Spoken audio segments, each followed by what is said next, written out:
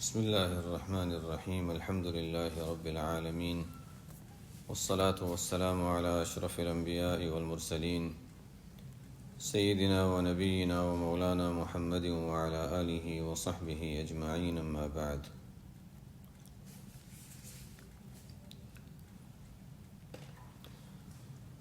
ربما رزق الکرامۃ من لم تکمل له الاستقامہ۔ عام طور پر اللہ تعالیٰ کی طرف سے ایک نظام یہ ہے کہ جب کوئی شخص زیادہ محنت کرتا ہے، چاہے وہ اللہ تعالیٰ کی رضا کی خاطر ہو یا ویسے ہی دنیا کی خاطر ہو، جب انسان محنت کرتا ہے تو اس محنت پر کوئی نہ کوئی نتیجہ، اس کا ثمرہ ظاہر ہوتا ہے۔ ایک دور تھا، اب تو خیر وہ دور نہیں رہا، جب لوگوں میں محنت اور مشقت، ایک چیز کا عزم کر لیا تو بہت محنت کیا کرتے تھے اور سخت مجاہدے کیا کرتے تھے۔ جو اہل اللہ ہیں وہ اللہ تعالیٰ کی رضا کی خاطر، اور دنیا دار طبقہ دنیا کی خاطر بڑے بڑے محنت اور مجاہدے، اور اس کی وجہ سے ان کو عجیب عجیب چیزیں بھی حاصل ہوتی تھی جو ہم پڑھتے ہیں کہ اچھا ٹھیک ہے، محنت کرتے ہیں تو اس کے نتیجے میں یہ ہوتا ہے اور یہ ہو سکتا ہے۔ بہت عجیب عجیب ان کی خرق عادت چیزیں ظاہر ہوا کرتی تھیں، اور اسی وجہ سے ہم وہ اقسام پڑھتے ہیں کہ اگر خرق عادت کوئی چیز نبی پر اللہ تعالیٰ ظاہر فرماتے ہیں تو اس کو ہم معجزہ کہتے ہیں، ولی پر ظاہر کرتے ہیں تو کرامت ہے۔ اسی طرح جو اقسام ہیں، تو ہم اکابر کے واقعات جب پڑھتے ہیں تو اس میں ملتا ہے کہ یعنی اس زمانے میں حضرت گنگوئی رحمۃ اللہ علیہ کے دور ہم دیکھ لیں تو اس وقت عجیب عجیب لوگ تھے جو غاروں میں ادھر ادھر، غیر مسلم غاروں میں ہیں، محنت مجاہدے کر رہے ہیں، اور ان کو عجیب عجیب چیزیں نظر آتی ہیں، اور کبھی کبھی اللہ تعالیٰ ان کو حق بھی دکھا دیتے تھے۔ ایک تھا جو غاروں میں رہا کرتا تھا، اور اس نے دیکھا کہ کوئی نور ہے جو مدینہ منورہ سے گنگوہ جا رہا ہے، پورا نور وہاں سے یہاں تک گنگوہ تک جا رہا ہے۔ اس سے سوچا دیکھتے ہیں کیا ہے یہ، جا کر دیکھا وہاں گنگوئی رحمۃ اللہ علیہ تھے، اسلام قبول کر لیا۔ تو اللہ تعالیٰ کبھی ان کو، ایسے لوگوں کو اللہ تعالیٰ، یعنی محنت کی تھی دنیا کی خاطر، ان کو وہی چیزیں اس کی وجہ سے ان کو عجیب عجیب خرق عادت چیزیں بھی نظر آئیں، لیکن وہی اللہ تعالیٰ نے ان کو ہدایت کے ذریعے بھی بنا دیا۔ تو خیر اب فرماتے ہیں کہ کبھی ایسا بھی ہوتا ہے کہ رزق الکرامہ، اللہ تعالیٰ کسی کو کرامت عطا فرماتے ہیں، کوئی نیک بندہ ہے اس کو اللہ تعالیٰ کرامت دے دیتے ہیں، تو گویا کہ اب غیر مسلموں کی بات نہیں ہو رہی، فساق کی بات نہیں ہو رہی، بلکہ نیک بندوں کی بات ہو رہی ہے کہ نیک بندے کو کرامت کبھی کبھی مل جاتی ہے، لیکن فرماتے ہیں کہ اس کا مطلب یہ نہیں ہے کہ یہ شخص اب دین میں پختہ ہو چکا ہے، یہ ضروری نہیں ہے۔ ربما رزق الکرامۃ من لم تکمل له الاستقامہ، کبھی کبھی کرامت ایسوں کو بھی مل جاتی ہے جس پر ابھی استقامت اور ثابت قدمی اور پختگی ابھی تک نہیں آئی ہے، اور ایسا ہوتا ہے اس لیے کہ کرامت کی مختلف وجوہات ہوتی ہیں۔ ہم اسی وجہ سے عام طور پر جب ہم پڑھتے ہیں کتابوں وغیرہ میں تو بعض اولیاء کی کرامات ہمیں زیادہ ملتی ہیں، بعد کے اولیاء کی کرامات تابعین، تبع تابعین کے دور میں کچھ زیادہ ملتی ہیں، صحابہ کے دور میں کم ملتی ہیں، بلکہ بعض لوگوں کے خیال ہے صحابہ کے دور میں کرامات ہوتی نہیں تھیں۔ اسی وجہ سے حضرت مولانا اشرف علی تھانوی رحمۃ اللہ علیہ نے مستقل کرامت صحابہ کے عنوان پر رسالہ لکھا، اور اس میں حضرت صحابہ رضی اللہ عنہ کے ساتھ جو واقعات پیش آئے ان کو جمع فرمایا، لیکن زیادہ مشہور اور بہت زیادہ نہیں ہوئی تھی۔ عمر رضی اللہ عنہ کے دور کی تو عجیب عجیب باتیں ہیں، لیکن بہت زیادہ نہیں۔ عام صحابی بھی ایک بڑے سے بڑے ولی سے اونچا مقام رکھنے والا ہے، لیکن کرامتوں کا ظہور اس سے ہو ضروری نہیں ہے، بلکہ بہت سے صحابہ سے کوئی کرامت کوئی بھی منقول ہی نہیں ہے۔ ہاں بعض مشہور ہیں، سعد رضی اللہ عنہ مستجاب الدعوات تھے، عمر رضی اللہ تعالیٰ عنہ کبھی نہر نیل کو خط لکھ رہے ہیں، کبھی وہ ساریہ الجبل کہہ رہے ہیں، مشہور واقعات ہیں جو تاریخ کے ہیں، بڑے عجیب عجیب واقعات ہیں۔ تو یہ سب چیزیں ہوئیں، کسی کو دیکھ لیا اور اس کے بارے میں بتا دیا کہ اچھا یہ فلانا ہے، تو ایسے واقعات ہیں۔ تھانوی رحمۃ اللہ علیہ نے مستقل کرامات صحابہ کے عنوان سے جمع فرمائے ہیں، لیکن زیادہ مشہور نہیں ہے۔ بعد کے دور میں ہم دیکھیں تو کرامتوں کا زیادہ ذکر ملتا ہے، تبع تابعین اور ان کے بعد۔ تو بہرحال کرامت کی مختلف وجوہات ہوتی ہیں۔ ایک تو ہوتا ہے کرامت، کسی کو اللہ تعالیٰ کوئی خاص اعزاز دینا چاہتے ہیں، کوئی خاص نصرت فرمانا چاہتے ہیں، تو وہ کرامت ہے۔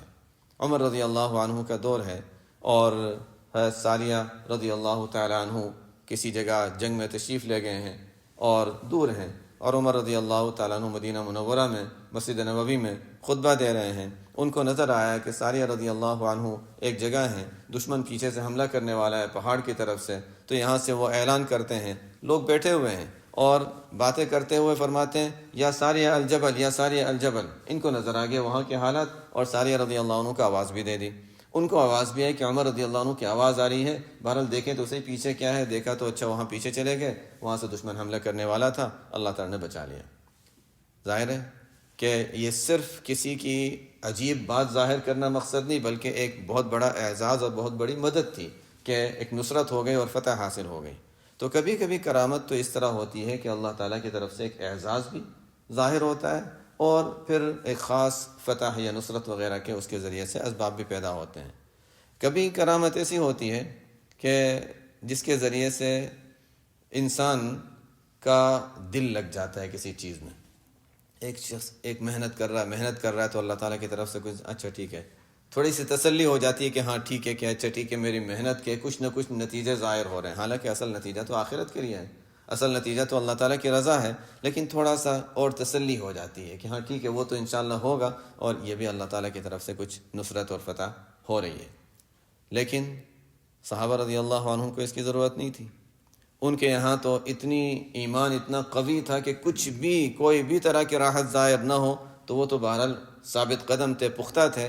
بعد کے لوگوں میں تھوڑا سا اللہ تعالیٰ کی طرف سے نصرت اور مدد اور ان چیزوں کی ضرورت ہوئی، اور جیسے آپ صلی اللہ علیہ وسلم نے بھی فرمایا کہ جب قیامت کا زمانہ قریب آئے گا تو اس وقت اہل ایمان کے خواب زیادہ سچے ہوا کریں گے۔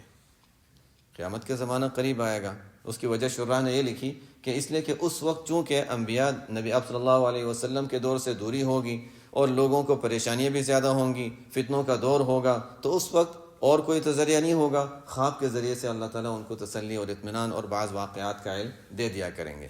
تو اس وقت کی ضرورت اور حالات کے لحاظ سے بہرحال اس وجہ سے کرامت کی چونکہ مختلف اسباب ہوا کرتے ہیں، کبھی صرف اعزاز ہے، کبھی کوئی امداد ہے، اور کبھی صرف تسلی ہے آگے بڑھنے کے لیے، لیکن اس کا یہ مطلب نہیں ہے کہ ایک مرتبہ کسی سے کوئی کرامت ظاہر ہو گئی تو یہ مقام کے لحاظ سے بہت اونچا ہو گیا اور اب وہ نیچے نہیں آ سکتا۔ یہ عام طور پر عام غلط فہمی صرف عوام میں نہیں بلکہ خواص میں بھی ہوتی ہے۔ ایسا ہوا ہے اور ایسے بہت سے واقعات ہوتے ہیں کہ ایک شخص ہے جس نے محنت کی، مجاہدہ کیا، نیک صالح ہے، اللہ تعالیٰ نے اس کے ذریعے سے کچھ عجیب چیزیں بھی ظاہر فرمائیں، لیکن وہی چیز اس کے لیے کبر کا ذریعہ بن گئی۔ ایسا ہوتا ہے، شیطان کہاں جا کر گراتا ہے، وہی چیز اس کے لیے کبر کا ذریعہ بن گئی۔ دیکھو کرامت بھی ظاہر ہوئی میرے ذریعے، دیکھو میرے ذریعے سے یہ ہوتا ہے۔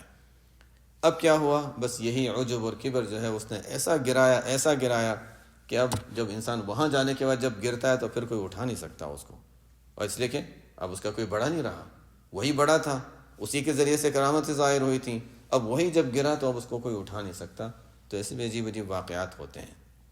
یہ تو خیر کرامت کی بات تھی، کبھی تو ہم اس سے بھی اور جو عام درجہ ہوتا ہے اس کو بھی ہم کبھی کبھی اتنا زیادہ اس پر اعتماد کر لیتے ہیں، اور آج کل چونکہ وہ سوشل میڈیا کا زمانہ ہے تو اس کے ذریعے سے بھی لوگوں کے اس طرح کے یعنی سوچیں بڑی عجیب ہوتی ہیں اور ایک رائے قائم کر لیتے ہیں۔ بعض ایسے ہیں ہم کسی کے بارے میں اصل مقصد کسی کی برائی نہیں ہے، نہ کسی کے بارے میں ہم بری رائے قائم کریں، لیکن مقصد اپنی سوچ کو درست کرنا ہے کہ اس کو ہم کسی کے حق ہونے کی دلیل نہ قرار دیں۔ یہ ہے بعض ایسے ہیں جنہوں نے ایک دور تھا کہ آپ صلی اللہ علیہ وسلم کی کثرت سے ان کو زیارت ہوئی، بہت کثرت سے زیارت ہوئی۔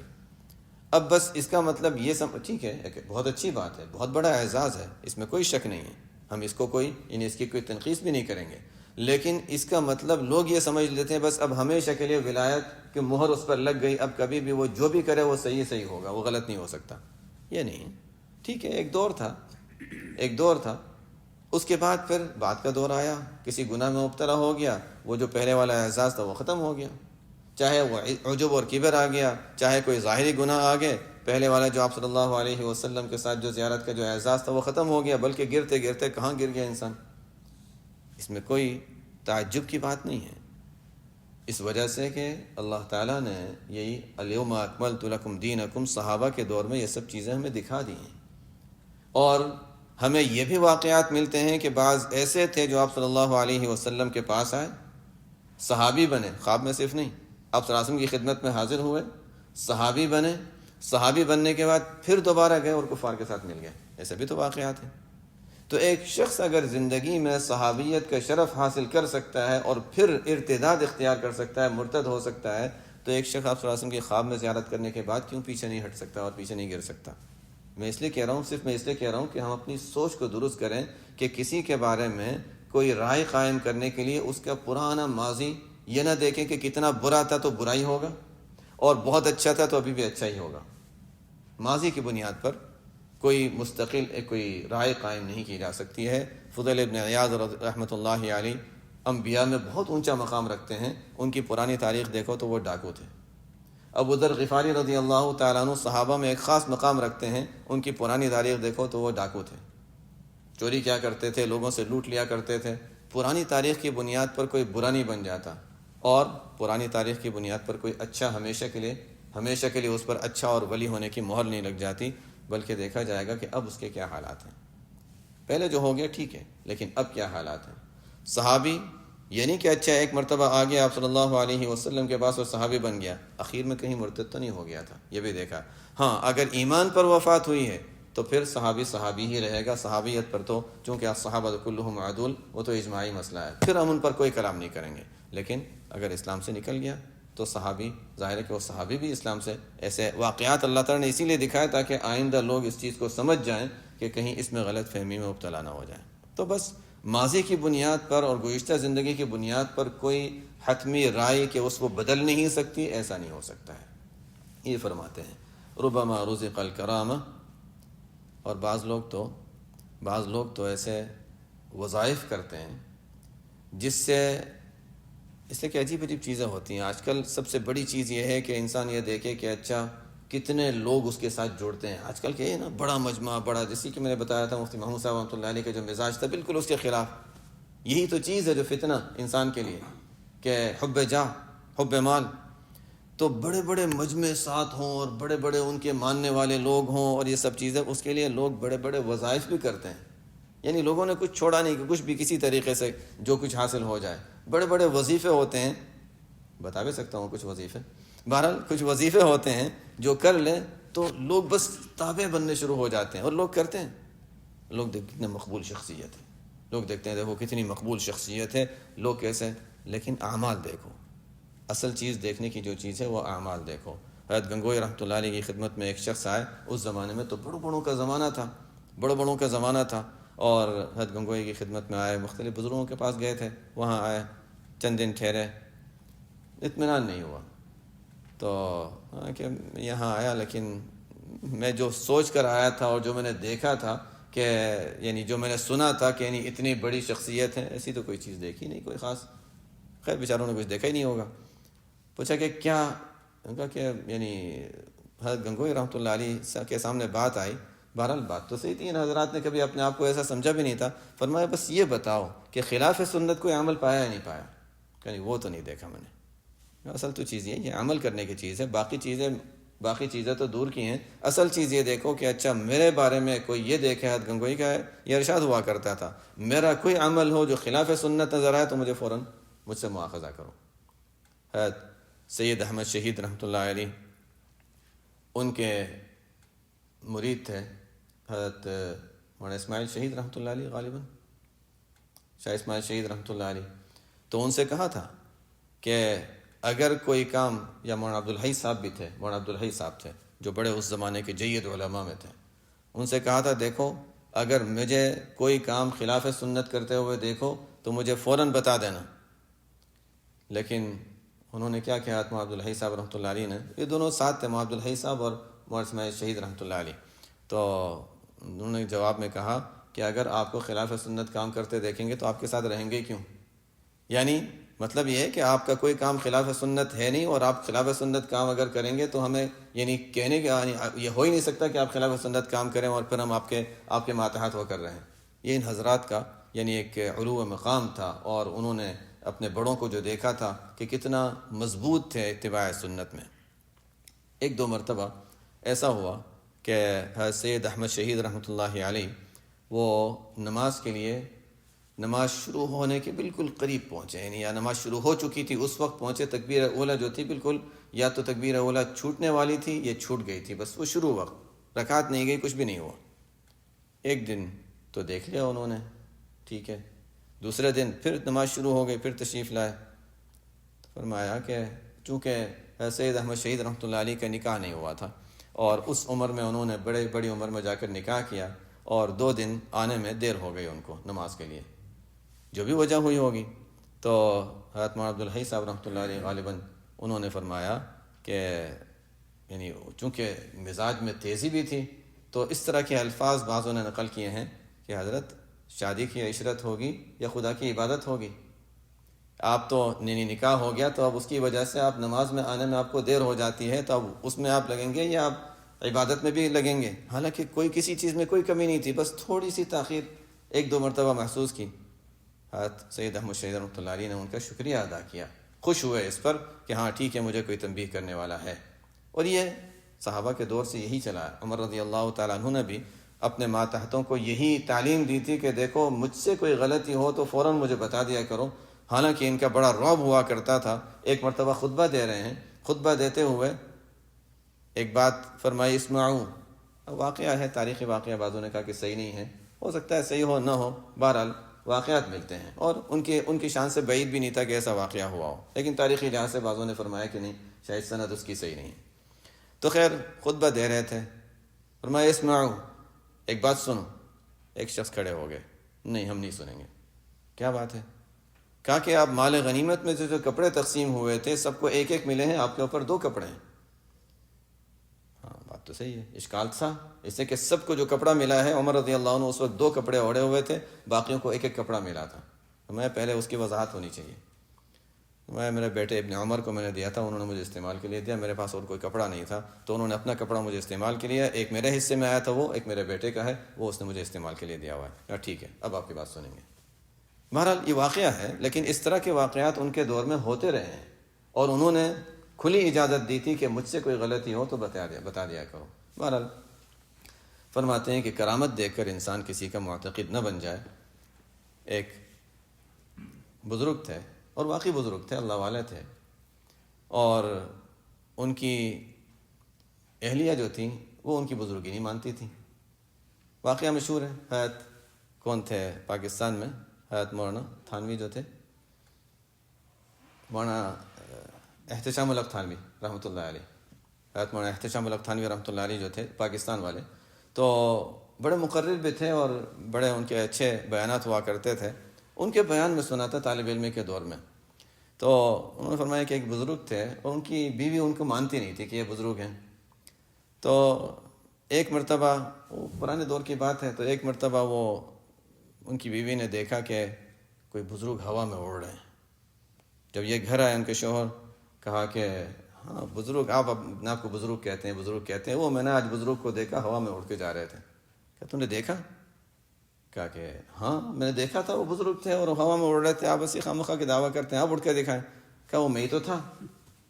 تو کہتے اچھا اسی لیے ٹیڑھے اڑ رہے تھے، آپ سیدھے نہیں اڑ رہے تھے۔ تو نہیں ماننا تو نہیں ماننا، بہرحال کرامت جو ہے وہ کوئی کسی کے کمال کی دلیل نہیں ہے، نہ ماننے والا نہیں مانے گا، لیکن اصل چیز ہے کرامت، جس کو کہتے ہیں الاستقامت فوق الکرامہ، بلکہ یہ فرمایا استقامہ عمل پر، اعمال صالحہ پر استقامت اور پختگی، الاستقامہ فوق الف کرامہ۔ کرامت کسی سے ظاہر ہوئی انسان کی گرنے کا ذریعہ بن جاتی ہے، واقعی ایسے ہی ہوتا ہے، انسان عجب اور کبر کی وجہ سے گرنے کا ذریعہ بن جاتی ہے اللہ کی نظروں میں، اور کرامت نہیں ظاہر ہوئی تو انسان اور محنت، اور ظاہر ہے کہ اور محنت مشاہدے میں لگا رہتا ہے، اور کوئی وجہ کبر اور عجب کی نہیں پائی جاتی۔ کرامت بہرحال انسان کو گرا دیتی ہے۔ اسی وجہ سے ہم جو بھی کتابیں پڑھتے ہیں اس میں خاص طور پہ کرامت کی تو بہت زیادہ اس کو یعنی کم درجہ قرار دیا گیا، اس کی کوئی حیثیت نہیں ہے، کرامت کو کوئی اہمیت نہ دو، ظاہر ہو بھی توجہ نہ دو، دھیان نہ دو، یہی باتیں عام طور سے اسی لیے بیان کی جاتی ہیں کہیں انسان عجب میں مبتلا نہ ہو جائے۔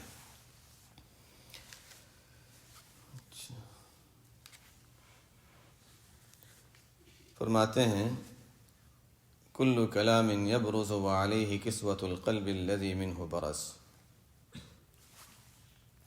جب بھی کوئی کلام ظاہر ہوتا ہے، بلکہ کسی کتاب میں کوئی تصنیف، کوئی کتاب ہوتی ہے، چاہے زبان سے کوئی کلام کر رہا ہو یا چاہے ہم کسی کی تحریر پڑھ رہے ہوں، جب بھی کسی کا کوئی کلام ہوتا ہے تو اس پر جو صاحب کلام ہے اس کے دل کا جو اثر ہے وہ اس کلام میں ظاہر ہوتا ہے، جہاں سے وہ کلام نکلا ہے اس کا اثر ہوتا ہے۔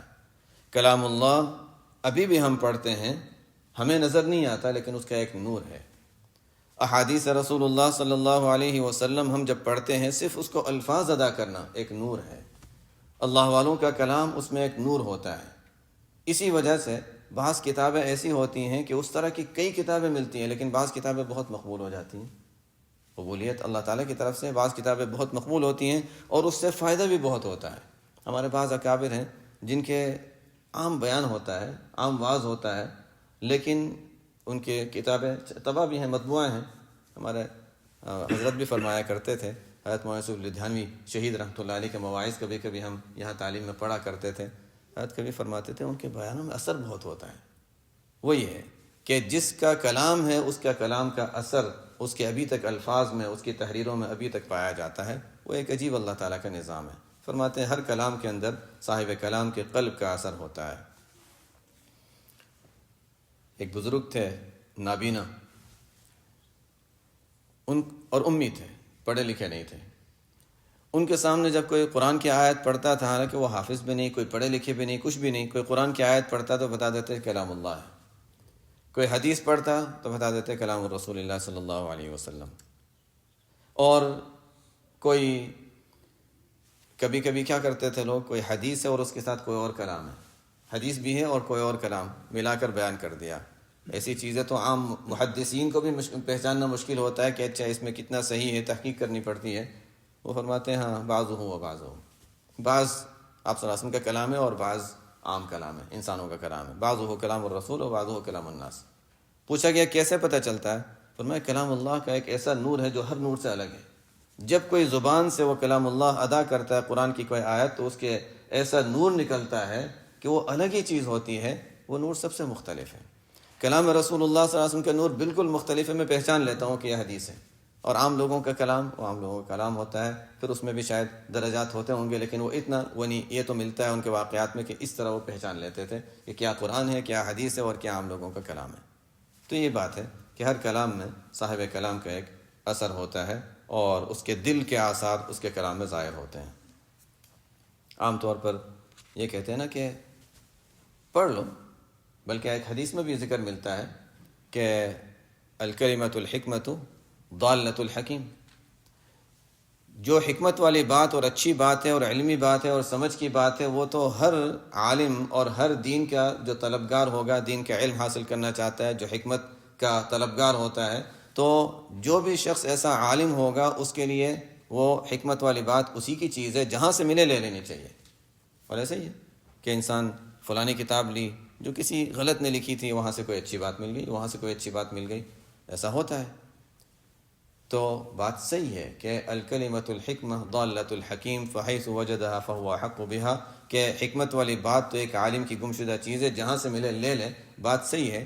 اسی وجہ سے لوگ ہر طرح کی کتابیں پڑھ لیتے ہیں کہ یہاں سے کوئی اچھی بات، یہاں سے کوئی اچھی بات مل جائے، لیکن یہ بھی ذہن میں رہے کہ اس کی وجہ سے اس نے جہاں پر وہ کتاب لکھی ہے، جہاں پر وہ بات لکھی ہے، اس صاحب کلام کا اثر بھی ساتھ ساتھ آتا ہے۔ ہر ایک محسوس نہیں کرتا لیکن قلب پر اس کا اثر ہوتا ہے۔ اگر وہ صاحب کلام جو ہے وہ کوئی فاسق تھا، کافر تھا، تو اس کی ظلمت کا اثر بھی اس کے الفاظ کے ذریعے سے آتا ہے، جو ہر ایک کو محسوس نہیں ہوتا، ہر ایک کو محسوس نہیں ہوتا۔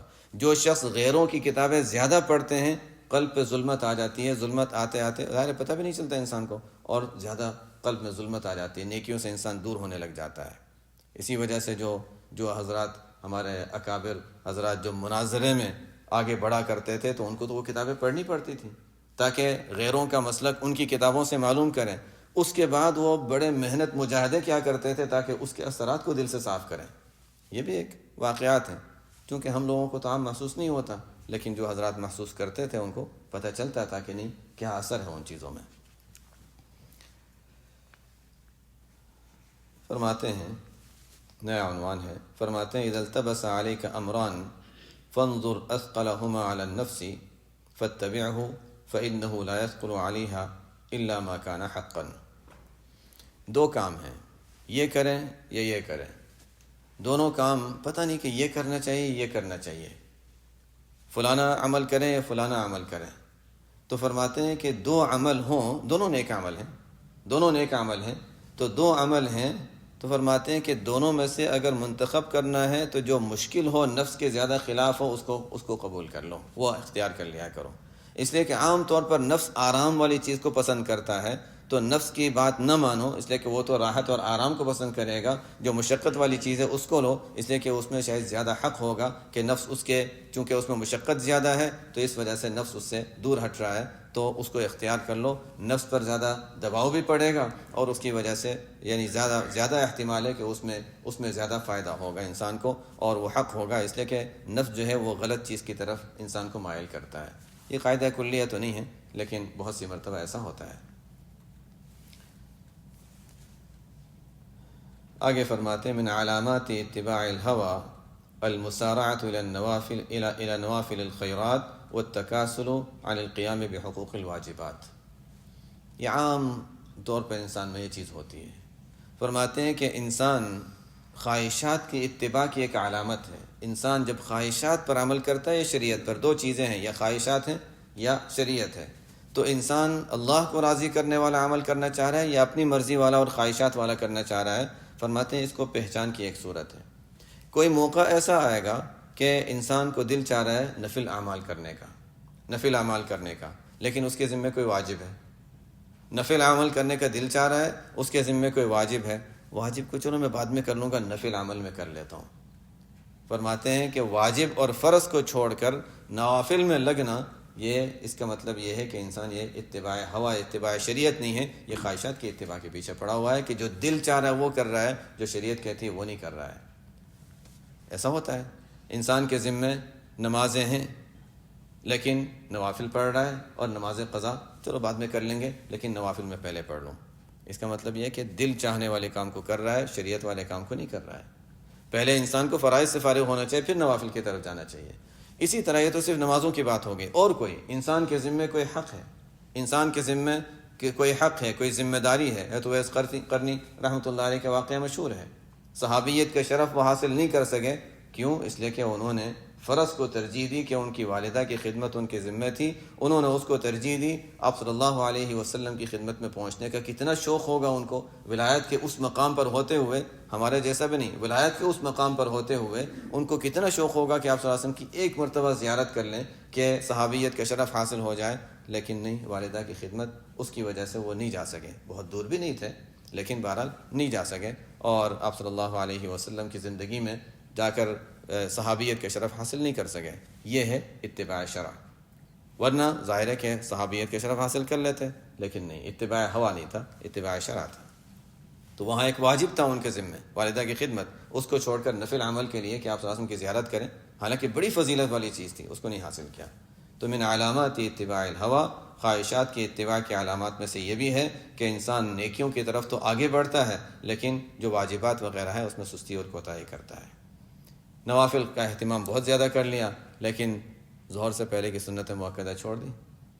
تو ضروری تھا اس کو چھوڑا اور نفل اعمال کر لیے.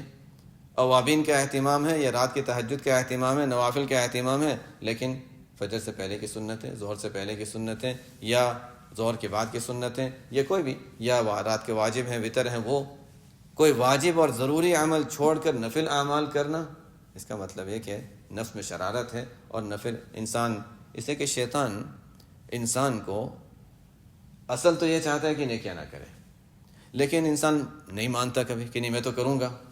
تو وہ کیا کرتا ہے کہ کسی ادنا درجے میں لے آتا ہے، اعلیٰ درجے سے نیچے والے درجے میں لے آتا ہے کہ چلو فرائض چھوڑ کر نوافل میں کر لو، چلو اس کو چھوڑ دو اور یہ کام کر لو. تو شیطان یا تو کوشش پہلے یہ کرے گا کہ انسان نیک عمل نہ کرے، لیکن انسان اگر کرنے ہی والا ہے تو پھر اچھا ٹھیک ہے، اس کو اعلیٰ درجے سے نچلے درجے پر لے آتا ہے.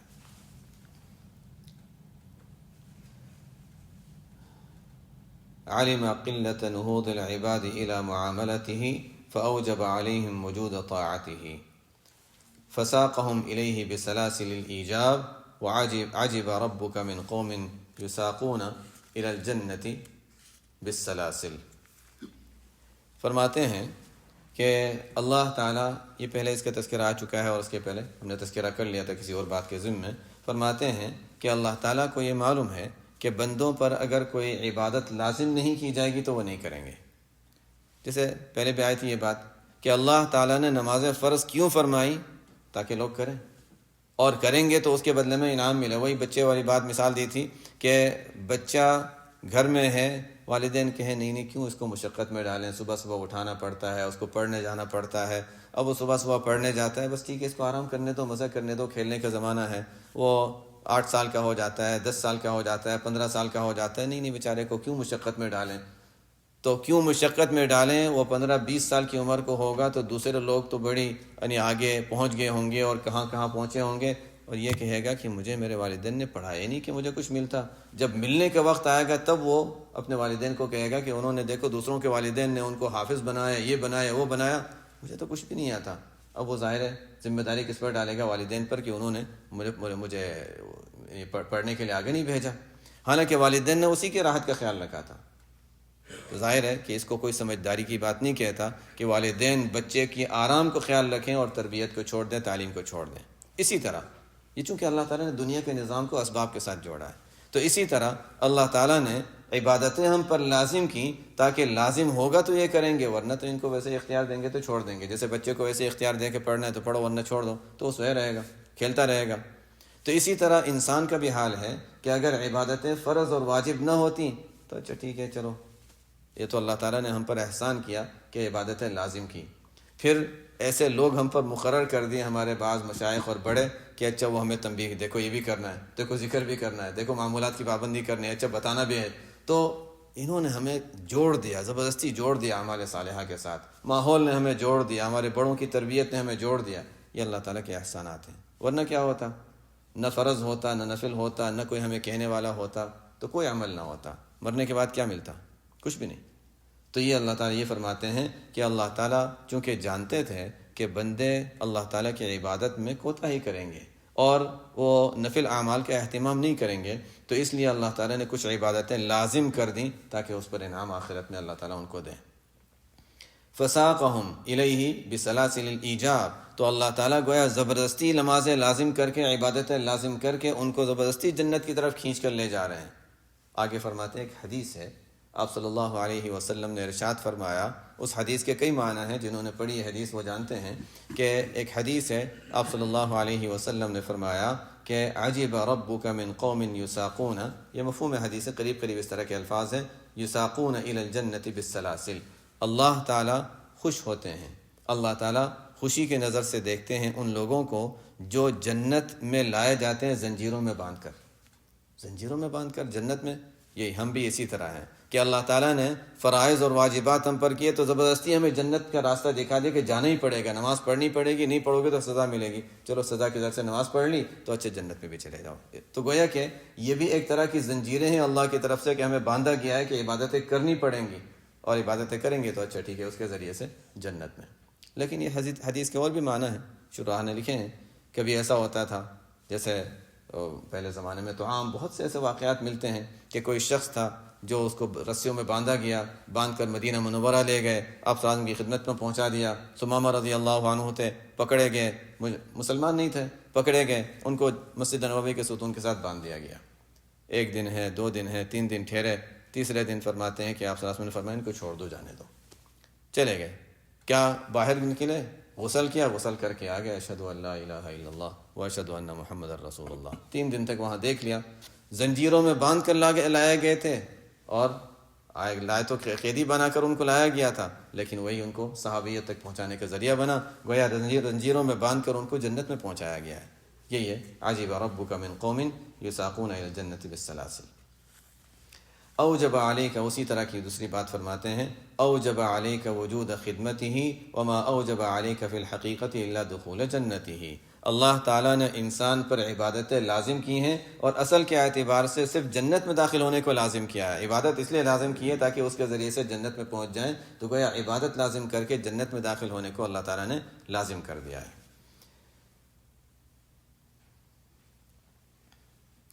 من استغرب ان ينقذه الله من شهوته وان يخرجه من وجود غفلته فقد استعجز القدرة الإلهية وكان الله على كل شيء مقتدرا۔ کبھی کبھی انسان جب بزرگوں کے حالات پڑھتا ہے، واقعات پڑھتا ہے، اللہ تعالیٰ نے ان کو کتنا دین پر عمل میں پختگی دی تھی، کیسے اللہ تعالیٰ نے ان کو جذبہ دیا تھا، بلکہ ہمارے دور میں بھی ایسے لوگ موجود ہیں، اللہ تعالیٰ نے ان کو بڑی عجیب دین کی پختگی، دین پر عمل وغیرہ کا اللہ تعالیٰ نے اہتمام دیا ہے۔ اور خاص طور پر اکابر کے واقعات میں زیادہ اس لیے کہ جو موجود ہوتے ہیں نا ان کی پوشیدہ زندگی پوشیدہ رہتی ہے، لیکن جو گزر گئے ان کے حالات کتابوں میں مل جاتے ہیں، اچھا وہ یہ بھی کرتے تھے، اچھا ان کے یہ بھی حالات تھے، یہ بھی واقعات تھے، تو انسان سوچتے ہیں کتنے اونچے تھے، اور ہم تو ہماری عبادتیں ایسی ہیں، پتہ نہیں ہمارا ذکر بھی کرتے ہیں تو دھیان نہیں لگتا، نماز بھی پڑھتے ہیں تو دھیان کہیں اور ہوتا ہے، اور انسان کبھی کبھی سوچتا نہیں میں تو بس دھیان والی نماز پڑھ ہی نہیں سکتا، اب خشوع والی نماز تو میں کر ہی نہیں سکتا، اور میں نیکیوں میں زیادہ آگے بڑھ ہی نہیں سکتا، فلاں تو اتنا کرتے تھے میں نہیں کر سکتا۔ یہ جو انسان کہتا نہیں کر سکتا، فرماتے یہ غلط ہے۔ یہ کہنا کہ میں نہیں کر سکتا اس کا مطلب ہے اللہ کی قدرت کا انکار کر رہا ہے۔ فرماتے کبھی اللہ کی قدرت کا انکار نہ کرو، امید رکھو اور کوشش کرو، امید رکھو اور کوشش کرو اور اللہ تعالیٰ سے دعا مانگو، اللہ تعالیٰ کی قدرت سے بعید نہیں۔ کبھی بھی یہ سمجھنا کہ نہیں کر سکتا تو اس کا مطلب ہے کہ اللہ تعالیٰ کی قدرت کا انکار کر رہے ہیں۔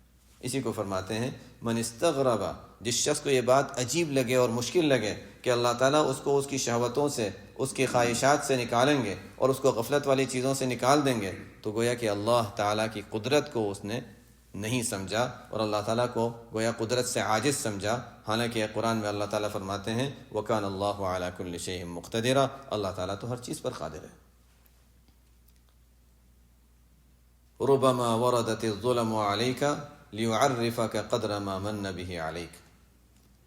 کبھی کبھی اللہ تعالیٰ کی طرف سے ایسا ہوتا ہے کہ انسان کبھی نیک اعمال وغیرہ کرتا ہے تو کبھی کبھی ایسا ہوتا ہے کہ انسان سے کوئی غلطی ہو جاتی ہے یا قلب میں کوئی ظلمت یا اس طرح کی محسوس ہوتی ہے، اچھے حالات کے بعد کوئی بری حالت آ جاتی ہے، تو فرماتے ہیں اس کو بھی برا نہ سمجھو، ٹھیک ہے اس کی جو تلافی ہے توبہ استغفار وغیرہ وہ تو کرنا ہے، لیکن اس کو برا نہ سمجھو، اس لیے کہ کبھی کبھی ایسی چیزیں اس لیے آتی ہیں من جانب اللہ تاکہ انسان کو یہ پتہ چلے کہ اس سے پہلے انسان کتنی اچھی حالت میں تھا اور اللہ تعالیٰ نے اس پر کیا احسان کیا تھا، اپنی حالت نہیں، اللہ تعالیٰ نے اس پر کیا احسان کیا تھا۔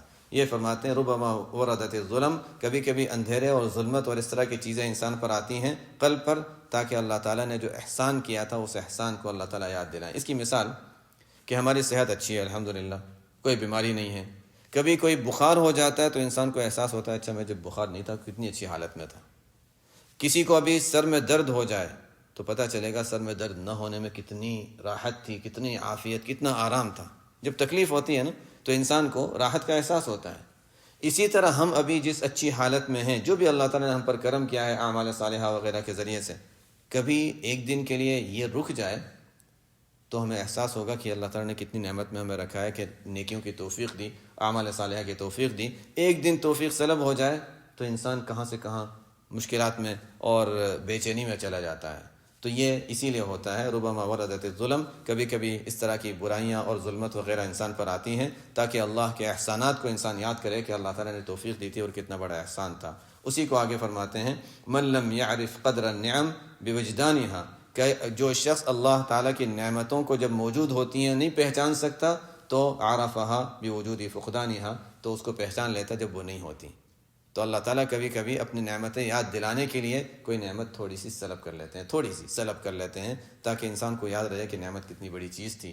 اس لیے کہ جب نعمت میں انسان مستقل رہتا ہے تو بھول جاتا ہے کہ نعمت ہے، تو یاد دلانے کے لیے کبھی کبھی کوئی بیماری آ گئی، کبھی کوئی تکلیف آ گئی تو جسمانی اور کبھی کبھی روحانی طور پر بھی یہی چیز ہوتی ہے، وہ یاد دلایا جاتا ہے کہ اللہ تعالیٰ نے کتنے انعامات فرمائے ہیں۔ سبحانک اللہم و بحمدک، اشہد ان لا الہ الا انت، استغفرک و اتوب الیک۔ بس ظاہر یہ ہے کہ کل اس کا آخری دن، پھر اس کے بعد ہم دوسرا سلسلہ شروع کریں گے انشاءاللہ۔